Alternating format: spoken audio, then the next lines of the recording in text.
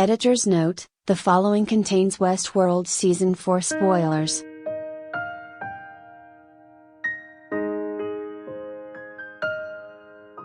From Delos to Insight, the universe of Westworld is full of shady companies that deal in the business of the human mind.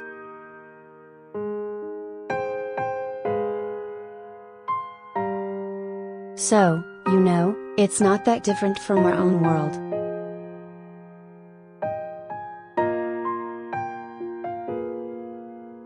However, while real companies like Facebook may dabble in emotional manipulation or sell your data to political agents, in the HBO series, things are a little more sophisticated.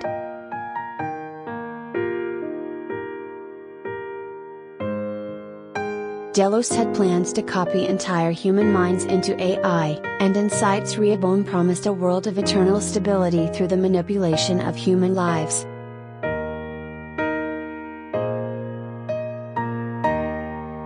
Throw Olympiad Entertainment into the mix, and you're looking at a world in which it's not just people's data and livelihoods that are in the hands of corporations, but their very flesh and will.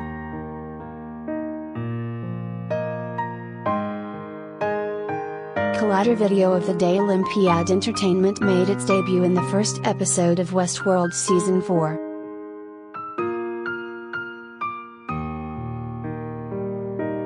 Following a time jump from Season 3's fight against the Rehoboam creator in Giron Sirac, Vincent Castle, that cost the original Dolores, Evan Rachel Wood, her life, we're introduced to a Dolores lookalike named Christina.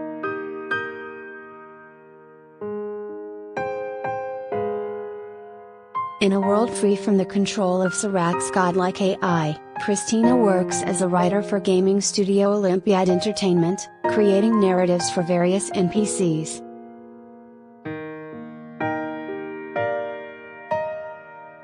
But Christina's world isn't as free as she believes it to be.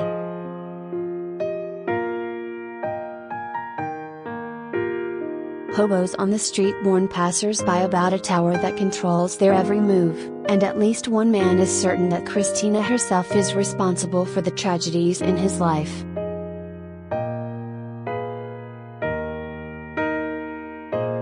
What initially looks like simple paranoia soon gains new layers when Christina begins to investigate what happens to her characters when she's done writing them.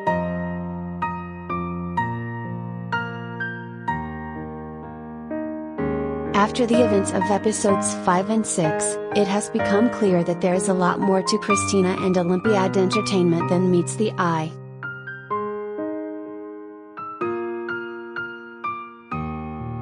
But what exactly is going on? To understand the workings of Olympiad, we must first take a look at another entertainment company from the Westworld universe, Delos Destinations.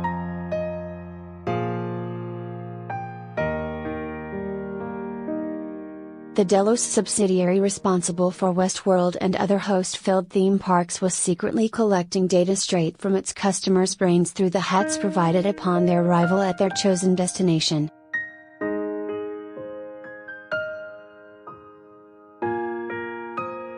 Delos' excuse was that it was using all that info to better understand its clientele, but the real goal was to create copies of selected guests' minds and transfer them to synthetic bodies, making the company's richest customers virtually immortal.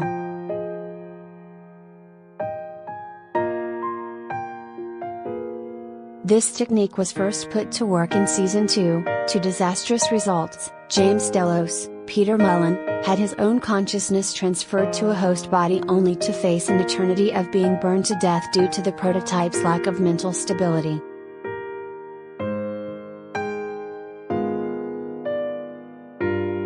But technology tends to improve over time, provided that it keeps on being put to use.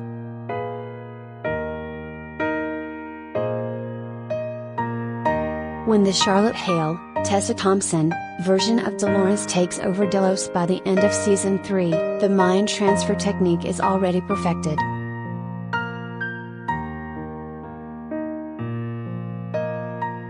So much so, in fact, that Season 4 Dolores has a host version of the Man in Black, Ed Harris, as her right-hand man, reclaiming his position as Delos' CEO.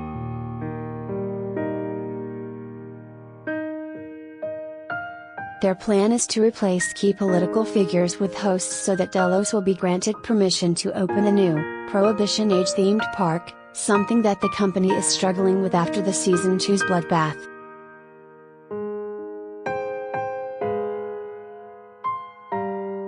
Or, at least, this is the part of the iceberg that is visible above water.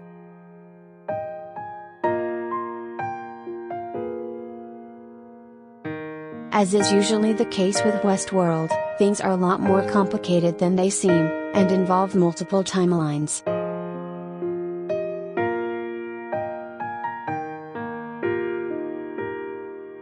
Halor's real plan is to take over the world.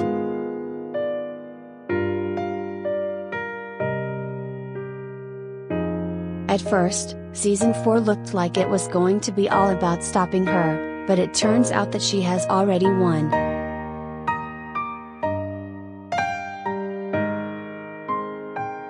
In episodes 2 through 4, we see Maeve, Thandue Newton, and Caleb, Aaron Paul, traveling into the Golden Age Park to find out what is truly behind this new Delos enterprise.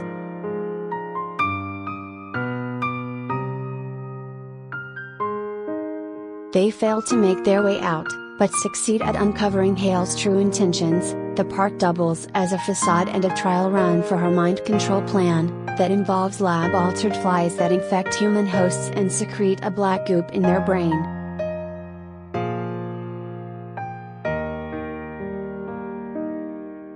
The goop makes the human host susceptible to the commands emitted by a machine behind the park's walls, very similar to the tower the hobo near Christina's workplace had in his drawings.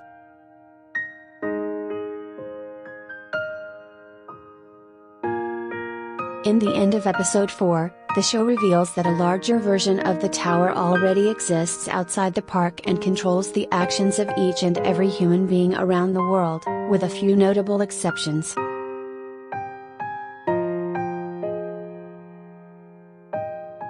There are those, such as C, Aurora Perino, and J, Daniel Wu, that have managed to escape Hale's control.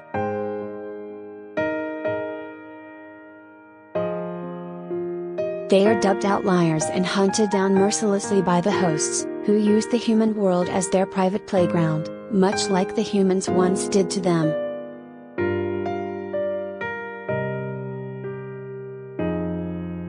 And then there's Christina.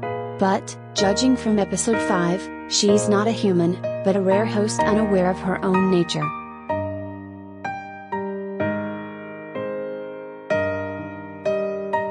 In Zhuangzi, Christina goes out on a life-changing second date with Dolores' Westworld romantic interest, Teddy, James Marsden.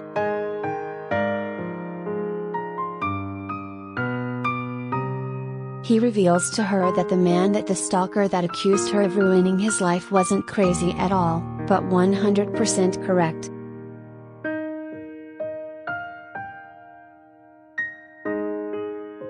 Turns out that the characters Christina writes for the games developed by Olympiad aren't regular arrow-to-the-knee NPCs, but living, breathing people.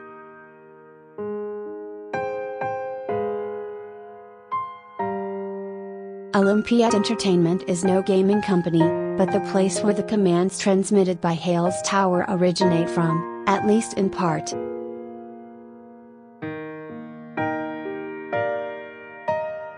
While Hale herself and other hosts can control human behavior through speech, Christina's stories function similarly to the loops that once kept the hosts going through their day-to-day business in the parks.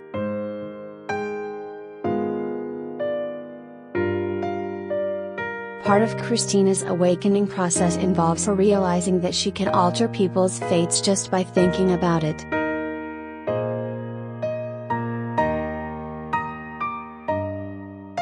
She can, for instance, make two lonely women in the park become acquainted with one another, and then force them to fall out and go back to solitude.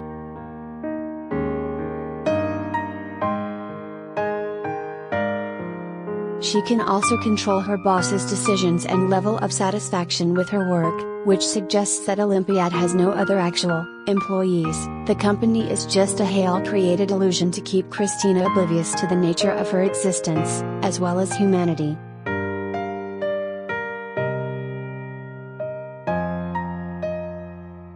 Having gone through all this trouble to keep Christina unaware of who and what she is, it's only natural for Hale to be less than thrilled by her sudden change in behavior after her date with Teddy.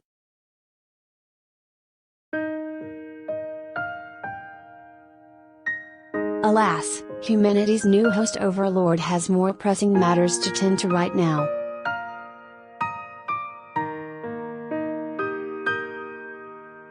Hosts have started killing themselves, the number of outliers just keeps on rising, and, perhaps most importantly, she is bored.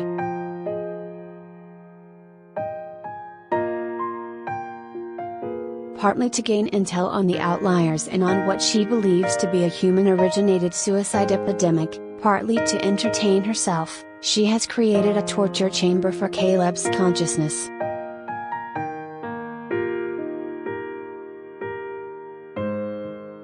Using the mind transplant technology invented by Delos, she has created multiple copies of her former foe that she keeps strapped inside the Olympiad building.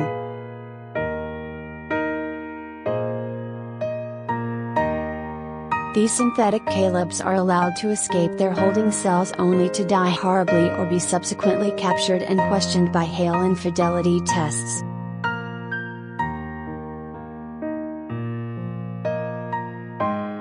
But, by the end of episode 6, Hale seems to have grown weary of torturing Caleb.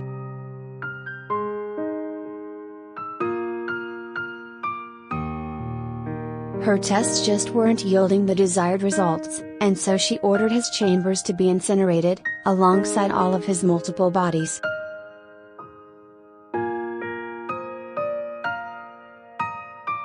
But even with Caleb out of the way, Hale still has a lot on her plate and the anxiety is quite literally eating through her skin.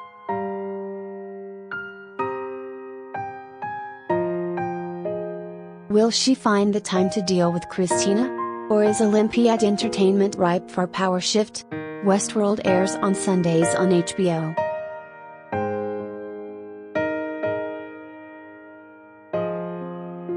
Episodes are available to stream on HBO Max.